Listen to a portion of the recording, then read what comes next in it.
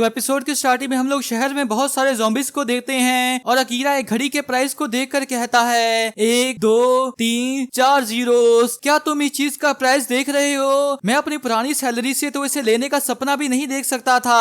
और केंचो कहता है हे अकीरा, तुम्हें शायद इसे देखना चाहिए। फिर अकीरा एक घड़ी को देखकर कहता है क्या 9 मिलियन? और ये तो सोने की है। इसके बाद वो दोनों उन घड़ियों को पहनकर स्टाइल मारने लग जाते हैं और अकीरा भी अपनी नोटबुक से सोने की घड़ी पहनने वाले पॉइंट को कट कर देता है। इसके बाद हम देखते हैं कि शहर में ज़ॉम्बीज का नंबर बहुत ज्यादा बढ़ गया होता है और उन लोगों के पास पानी भी खत्म हो गया होता है। तो केंचो कहता है यहाँ पूरा अंधेरा हो गया है, शायद इसलिए ही पंप भी बंद हो गया है, बेस स्टेशन भी बंद हो गए हैं, मैं ऑनलाइन नहीं जा सकता, मैं फोन चार्ज तो कर सकता हूँ लेकिन यहाँ कोई न्यूज नहीं है। और आखिर कितना वक्त हो गया है जब हमने एक जिंदा इंसान को देखा था। यहाँ पर बहुत सारे ज़ॉम्बीज भी आने लग गए हैं। अगर हम स्टोर्स तक नहीं जा पाए तो हमारी सप्लाईज भी खत्म हो जाएंगी। तो शायद अब वक्त आ गया है कि हम इसे सीरियसली लें, हमें सुरक्षा और खाना चाहिए। फिर अकीरा कहता है हीरोज को रिवॉर्ड के रूप में खाना नहीं मिलता, क्या हम खेती करना शुरू करें? क्या इस ज़ॉम्बी अपोकलिप्स में एक रामेन शॉप सर्वाइव कर पाएगी? अपनी जॉब को छोड़ने का ये मतलब नहीं है कि मुझे अब और काम नहीं करना पड़ेगा।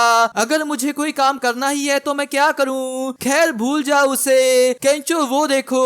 और उन सभी तारों को देखकर वो दोनों पूरी तरह से खुश हो जाते हैं। तभी अकीरा को अपने बचपन की याद आती है कि वो कैसे अपने पेरेंट्स के साथ भी ऐसे ही आसमान को देखा करता था। फिर वो कहता है मुझे मेरे पेरेंट्स की याद आ रही है। तो केंचो कहता है मुझे पूरा यकीन है कि वो लोग ठीक होंगे। फिर अकीरा कहता है मुझे लगता है हमें जाकर पता करना पड़ेगा, चलो चले मेरे घर गुन्मा की ओर। इसके बाद केंचो कौन सा जरूरी सामान साथ लेकर चलना चाहिए उसके बारे में सोच रहा होता है, लेकिन अकीरा बस अपने गेमिंग कंसोल को ही पैक कर रहा होता है। फिर वो अपने रूम में आता है और कहता है goodbye college life, goodbye office life. फिर वो बुलेट को स्टार्ट कर कर कहता है गुड बाय टोक्यो।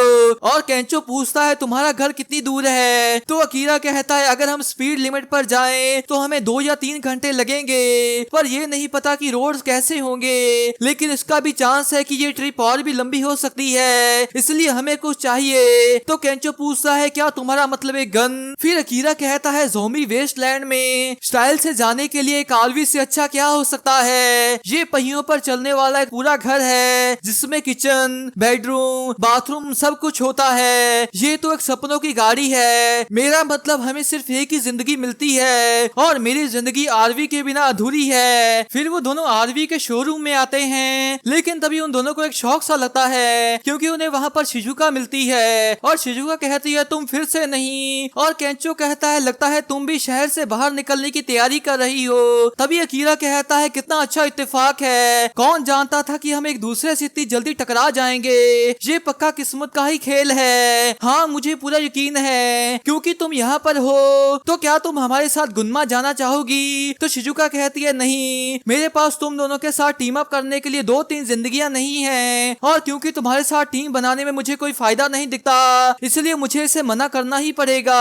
ऑफर के लिए शुक्रिया और हैव अ नाइस डे। जिसे सुनकर अकीरा को फिर से शौक लगता है। फिर केंचो पूछता है क्या तुम्हारे पास लाइसेंस है शिजुका? तो वो कहती है नहीं, मैं शहर में ट्रेन और टैक्सीज का ही इस्तेमाल करती थी, पर ये एक इमरजेंसी वाली सिचुएशन है और मुझे लगा कि दूर तक सफर करने के लिए और खतरे से बचने के लिए एक मोटर होम या फिर एक कैंपर वैन बेस्ट रहेगी। और ऐसा बहुत सी ज़ॉम्बी मूवीज में होता है। और इधर अकीरा अभी तक शौक में होता है। फिर शिजुका कहती है मैं उनकी कोई फैन नहीं हूँ, मैं बस उनसे इन्फॉर्मेशन निकालने के लिए उन्हें देखती हूँ, मैंने पूरी 100 से ज्यादा मूवीज देखी हैं। जिसे सुनकर केंचो शौक में कहता है ये तो बहुत ही ज्यादा हैं। फिर शिजुका कहती है वैसे भी एक आरवी तो ज़ॉम्बी अपोकलिप्स में सफर करने के लिए सबसे अच्छी रहती है। तभी अकीरा खुश होकर कहता है बिल्कुल सही कहा, मैं भी केंचो से यही कह रहा था, हम दोनों में कितना कुछ कॉमन है, हमारे साथ गुन्मा चलो। तो शिजुका कहती है ऑफर के लिए शुक्रिया लेकिन नहीं। तभी केंचो कहता है लेकिन तुम्हारे पास लाइसेंस नहीं है ना। जिसे सुनकर शिजुका को भी शौक सा लगता है। फिर अकीरा कहता है क्या ड्राइविंग जैसे किसी ऐसी चीज को करना जो कि तुम्हें करनी नहीं आती पुअर रिस्क एनालिस्ट नहीं है। और केंचो कहता है अब शायद हमारे साथ टीम बनाने का फायदा तुम्हें भी पता चल रहा है। और अकीरा कहता है अगर 3 लोग होंगे तो बहुत मजा आएगा। जिसे सुनकर शिजुका पूरी तरह से मजबूर हो जाती है और मान जाती है। इसके बाद वो लोग शोरूम के अंदर आते हैं और वो लोग इतनी सारी आरवीज को देखकर पूरी तरह से खुश हो जाते हैं। फिर वो दोनों वहाँ पर बहुत ही अलग अलग टाइप्स की आरवीज को देते हैं और उन सभी को देखकर वो लोग जोर जोर से चिल्लाकर बोल रहे होते हैं, जिससे देखकर शिजुका भी चिढ़ जाती है। फिर वो कहती है मोबिलिटी, एजिलिटी और टॉप स्पीड के लिए हमें एक 4 पहियों वाली चाहिए। अगर हम ऑन और ऑफ रोड दोनों जाने वाले हैं तो एक मिड साइज एसयूवी अच्छी रहेगी। वो हाइब्रिड या क्रॉस ओवर एसयूवी कम फ्यूल भी खाती है, जो कि सबसे ज्यादा जरूरी है। ये बिल्कुल सही लगती है। तभी ये कीरा कहता है अरे ये क्या है 23 मिलियन, और केंचो कहता है ये 23 मिलियन की आरवी है यार, ये तो एक आलीशान घर के जैसा है। फिर कीरा कहता है दोस्तों शायद मुझे मिल गई है, हम इसे ले रहे हैं। तो शिजुका गुस्से में कहती है और तुम इस इतने बड़े ट्रक को एवेंडर कार्स वाली रोड से कैसे निकालोगे, हम लोग इसे ले रहे हैं और ये फाइनल है। तो अकीरा कहता है बिल्कुल भी नहीं, मेरा मतलब ये अच्छी है पर ये एक आरवी की जगह एक एसयूवी लगती है, कम से कम इसमें एक पॉपअप रूफ तो है। तो शिजुका कहती है पॉपअप रूफ के नीचे सोने से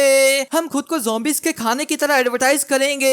फिर केंचो पूछता है क्या जो तुम्हें करने की जरूरत है वो करते रहना बोरिंग नहीं लगता? मुझे पूरा यकीन है कि यहाँ पर जरूर कोई ऐसी होगी जो कि तुम्हें भी पसंद होगी। फिर शिजुका कहती है ये तो क्राइसिस है, आखिर मैंने यहाँ रुकने का फैसला ही क्यों? पर तभी उसकी नजर एक आरवी पर पड़ती है और वो बहुत ही आलीशान आरवी होती है, जिसे देखकर शिजुका मन में कहती है ये तो परफेक्ट है, शायद मुझे ये चाहिए। और उसे ऐसे देखकर वो दोनों भी हंस रहे होते हैं और केंचो कहता है मुझे पता था कि तुम्हें एक चाहिए। तो शिजुका कहती है नहीं ये वैसा नहीं है। पर तभी उनके चिल्लाने की वजह से वहाँ पर बहुत सारे ज़ॉम्बीज आ जाते हैं, जिससे देखकर वो लोग पूरी तरह से घबरा जाते हैं। और अकीरा कहता है जल्दी से कोई एक चुनो और अंदर जाओ। फिर शिजुका पूछती है कीज कहाँ है? तो अकीरा कहता है वो यहाँ है, और वो लोग उसे लेकर बाहर निकल जाते हैं। और अकीरा भी अपनी नोटबुक से आरवी चलाने वाले पॉइंट को कट कर देता है। इसके बाद हम केंचो को बाइक पर देखते हैं और वो दोनों आरवी के अंदर होते हैं। और अकीरा कहता है ये कितना डरावना है, हाईवे हमेशा भरे पड़े होते थे पर यहाँ अब कितनी शांति है, रास्ते पर एक भी कार नहीं है। फिर शिजुका कहते हैं इन्फेक्शन बहुत जल्दी फैला, इसलिए किसी को भी भागने का मौका नहीं मिला। लेकिन ये नहीं पता कि ये इन्फेक्शन एक म्यूटेटेड वायरस है या फिर कोई बायो वेपन या फिर किसी तरह का मास जेनोसाइड। पर हिस्ट्री में कोई भी चीज इतनी तेजी से नहीं फैली, यहाँ तक कि इबोला या स्पेनिश फ्लू भी नहीं। फिर अकीरा पूछता है क्या तुम्हें लगता है कि ये एक वायरस है? तो शिजुका कहती है जिस तरह से ये दिमाग के हार्मोन्स को बदल देता है और इंसान को इतना एग्रेसिव बना देता है, उस तरह से तो ये एक वायरस ही लगता है। ये कोई शराब या शैतान का काम नहीं है, ये प्लॉट्स बस हॉरर और साईफाई मूवीज में ही होते हैं। जो हम देख रहे हैं उसकी एक असली दुनिया वाली साइंटिफिक एक्सप्लेनेशन होनी चाहिए। हम इन्फेक्टेड लोगों के डीएनए की म्यूटेशंस को स्टडी कर सकते हैं और कुछ ऐसे केसेस को भी ढूंढ सकते हैं जिसमें ये वायरस किसी पर असर ना किया हो। और उससे भी ऊपर अगर हम लोग वायरस का सोर्स ढूंढ ले तो हम लोग एक वैक्सीन भी बना सकते हैं। फिर अकीरा कहता है इस दुनिया में कहीं कुछ लोग होंगे जिनका काम इस इन्फेक्शन को रोकने और इस दुनिया को बचाने का है। तो शिजुका कहती है शायद, पर हमारे जैसों के लिए जो कि ज़ॉम्बी से बचने की कोशिश कर रहे हैं उन्हें इसकी चिंता करने की जरूरत नहीं है। फिर केंचो कहता है हम लोग साइतामा को पार करने वाले हैं और क्या गुन्मा दिख रहा है? तो अकीरा कहता है हाँ, पर मुझे भूख लगी है, शायद हमें एक ट्रक स्टॉप ढूंढकर खाना खाना चाहिए। फिर केंचो कहता है अभी देर भी हो गई है, शायद हमें आराम करना चाहिए। तो अकीरा कहता है ये हमारी आरवी में पहली रात। पर तभी हम रास्ते में एक ट्रैप को देखते हैं जिसे देखकर शिजुका भी शॉक हो जाती है और उन कांटों की वजह से आरवी और मोटरसाइकिल्स के टायर्स पंचर हो जाते हैं। फिर अकीरा आरवी को संभालता है और देखता है कि केंचो नीचे गिरा होता है और अकीरा उसके पास जाता है और हम देखते हैं कि उसे बहुत ज्यादा चोट लगी होती है। और शिजुका भी वहां पर आकर कहती है ये तो एक स्पाइक ट्रैप है। तभी उनके सामने कुछ लोग आते हैं और उनमें से एक कहता है देखो तो क्या ये टेंडो नहीं है? तो तुम आखिर काम को छोड़कर ये क्या कर रहे हो? और अकीरा डरा हुआ कहता है तुम तो चीफ कोसुगी हो।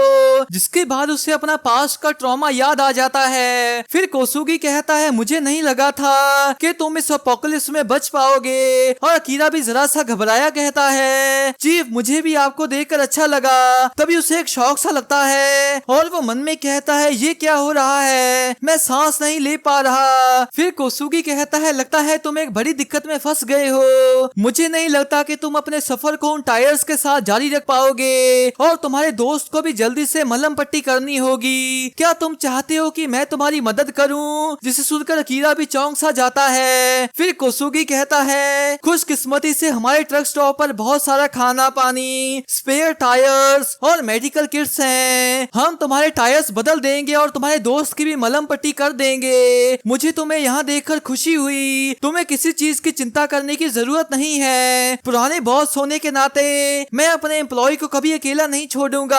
जिसे सुनकर अकीरा की आंखों से खुशी के आंसू आ जाते हैं। लेकिन तभी कोसुगी कहता है, पर उसके बदले में टेंडो, क्या तुम मेरे लिए एक बार फिर से काम करना चाहोगे? जिसे सुनकर अकीरा को फिर से शौक लगता है और शिजुका कहती है, अब समझी, तो ये तुम्हारा रैकेट है। तुम उन चीजों के साथ लोगों के ट्रांसपोर्टेशन को लूटते हो, उन्हें चोट पहुंचाते हो और जब वो कमजोर होते हैं तब तुम उन्हें मैनिपुलेट करते हो और उन्हें सस्ते में काम पर लगाते हो। सही कहा ना? तो कोसुगी कहता है, ये कहकर तो तुमने मेरा दिल ही तोड़ दिया लड़की। हमने वो ट्रैप्स बस अपने कीमती साथियों को दूसरे लुटेरों से बचाने के लिए लगाए हैं। शायद अब तुम्हें समझ में आ गया होगा। जिसे सुनकर शिजुका भी चिढ़ सी जाती है। फिर कोसुगी कहता है, तुम्हारे पास ज्यादा वक्त नहीं है टेंडो। जो पहले इतना शोर हुआ था उसकी वजह से वो यहाँ पर आते ही होंगे। सिर्फ 2 दिन टेंडो, तुम्हें बस हमारे छोटे मोटे कामों में बस 2 दिन के लिए ही मदद करनी है। तुम मेरे लिए फिर से काम करोगे ना? जिससे सुनकर अकीरा पूरी तरह से घबरा जाता है और कोई जवाब नहीं दे पाता। फिर कोसुगी कहता है, क्या तुम ये तो नहीं चाहते ना कि वो तुम्हारे दोस्तों को खा जाए? जिसके बाद अकीरा कहता है, तो ठीक है, अगर ये सिर्फ 2 दिन की ही बात है तो मुझे आपके लिए फिर से काम कर कर खुशी होगी। जिसे सुनकर कोसुगी कहता है, ये हुई ना बात। इसके बाद हम कोसुगी के ट्रक स्टॉप को देखते हैं और कोसुगी कहता है, आज से तुम लोडिंग डॉक पर और बैरिकेड्स को मजबूत करने पर काम करोगे। और अकीरा देखता है कि वहाँ पर सभी लोगों की एक तरीके से बुरी हालत हुई पड़ी होती है। दूसरी ओर शिजुका कहती है, मुझे नहीं लगता कि तुम्हारी कोई हड्डी वगैरह टूटी है, पर तुम्हें आराम की सख्त जरूरत है। फिर केंचो कहता है, डैम इट, ये सब मेरी गलती है। तो शिजुका कहती है, नहीं, इसमें तुम्हारी कोई गलती नहीं है, उन्होंने इसे प्लान किया था। फिर केंचो कहता है, अगर हम सिर्फ अपने टायर्स को बदल पाते तो हम यहाँ से जल्दी निकल पाते, पर अब हमें इसे 2 दिन तक झेलना पड़ेगा। तो शिजुका कहती है, उम्मीद है कि सिर्फ ऐसा ही हो। फिर हम लोग अकीरा को काम की वजह से पूरी तरह से थका हुआ देखते हैं और वो कहता है, आखिर ये सब कब खत्म होगा? ये बिल्कुल मेरी जॉब के जैसा ही है। नहीं, ये वैसा नहीं है। मैं अब वो नहीं जो कि मैं पहले था। मैंने फैसला कर लिया है कि मैं अपनी जिंदगी कैसे जीऊंगा। तभी उसकी नजर वहाँ पर रखी बियर्स पर पड़ती है। फिर वो सभी लोगों को काम करते हुए देखता है, जिसके बाद वो उन बियर्स को लेकर ठंडा करने लग जाता है और कहता है, मैं इन बियर्स को अभी ठंडा करने के लिए रख देता हूँ और शायद ये डिनर तक ठंडी हो जाएंगी, जिससे सभी लोग खुश हो जाएंगे। लेकिन तभी कोसुगी आकर उसको आवाज मारता है, जिससे अकीरा डर जाता है और कोसुगी पूछता है, तुम यहाँ पर क्या कर रहे हो? ये तुम्हारा स्टेशन नहीं है। पर तभी उसकी नजर चलते हुए जनरेटर पर पड़ती है। फिर वो गुस्से में कहता है, मैंने तुम्हें ये करने का कब ऑर्डर दिया? जिसके बाद अकीरा घबराया हुआ कहता है, मैं ये सब बस सभी के लिए कर रहा था। फिर वो मन में कहता है, फिर से लेकिन क्यों? जब चीफ मेरे सामने होता है मैं सही तरीके से नहीं सोच पाता। तभी कोसुगी कहता है, उन लोगों को ठंडी बियर देना बस हमारी कीमती इलेक्ट्रिसिटी की बर्बादी है। अगर ऐसा फिर से किया तो तुम्हें। लेकिन तभी वहाँ पर और लोग आ जाते हैं और एक कहता है, क्या ये बियर्स हमारे लिए हैं? जिसे सुनकर कोसुगी भी चिढ़ सा जाता है। फिर वो हंसकर कहता है, हाँ, मैंने टेंडो से ये बियर्स तुम लोगों के लिए डिनर के लिए ठंडी करने को कहा था और यहाँ पर सभी के लिए बहुत सारी हैं। आज रात हम टेंडो और उसके दोस्तों के आने की खुशी में एक छोटी सी पार्टी करेंगे, जिससे तुम लोग आराम कर पाओगे और अगले दिन अच्छे से काम भी कर पाओगे। जिसे सुनकर वो लोग खुश हो जाते हैं। फिर कोसुगी गुस्से से अकीरा की ओर देखता है और अकीरा भी पूरी तरह से घबराया होता है और पूछता है, ये क्या है? तुम ज़ॉम्बी से कार्गो खिंचवा रहे हो?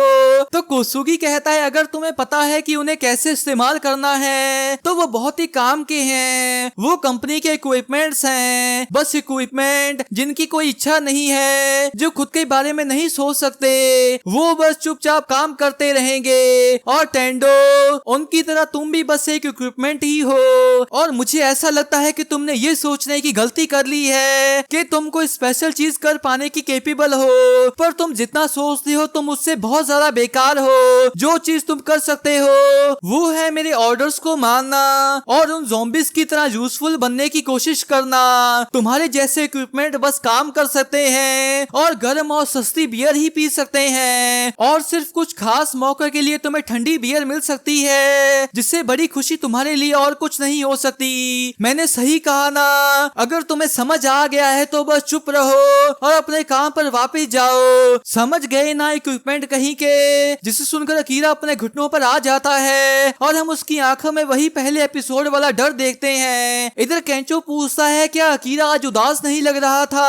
मुझे पता है कि वो उसका पुराना बॉस है, लेकिन फिर भी वो इसे ऐसे क्यों ले रहा है? तो शिजुका को अपने डैड की याद आती है और वो कहती है तुम कभी नहीं भूलते। अगर तुम्हारा दिमाग जानता है कि वो तुम्हें गलत तरीके से कंट्रोल कर रहे हैं, पर फिर भी तुम्हारा दिल उस डर को कभी नहीं भूलता। फिर हम लोग अकीरा को उन ज़ॉम्बीज़ की तरह ही काम करते हुए देते हैं और इसी के साथ ये एपिसोड भी एंड हो जाता है। तो गाइस मैं होप करता हूँ कि आपको ये एक्सप्लेनेशन अच्छी लगी होगी। अगर आपको ये एक्सप्लेनेशन अच्छी लगी है तो इस वीडियो को एक लाइक कर दें और नीचे कमेंट भी जरूर कर दें। इसका नेक्स्ट एपिसोड अगले संडे को रिलीज होगा, तो उसकी एक्सप्लेनेशन वीडियो अगले मंडे या ट्यूसडे को आ जाएगी। तो अगर आप उसे मिस नहीं करना चाहते तो इस चैनल को जरूर सब्सक्राइब कर लें। तो मिलते हैं एक और नई एक्सप्लेनेशन वीडियो के साथ, तब तक के लिए टाटा बाय बाय।